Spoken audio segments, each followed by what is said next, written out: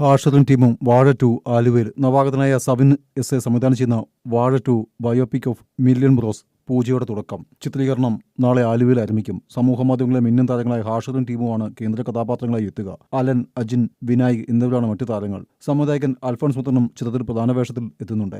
സംവിധായകൻ വിപിൻദാസാണ് രചന. കഴിഞ്ഞ വർഷം മികച്ച സ്വീകാര്യത നേടിയ വാഴ സിനിമയുടെ അവസാന ഭാഗത്ത് ഹാഷറും ടീമും നായകന്മാരായി രണ്ടാം ഭാഗത്തെക്കുറിച്ചുള്ള സൂചന നൽകിയിരുന്നു. ബോക്സ് ഓഫീസിൽ 40 കോടിയാണ് ആനന്ദ് മേനോൻ സംവിധാനം ചെയ്ത വാഴ കളക്ട് ചെയ്തത്. വിപിൻദാസിന്റെ രചനയിലാണ് വാഴ എത്തിയത്.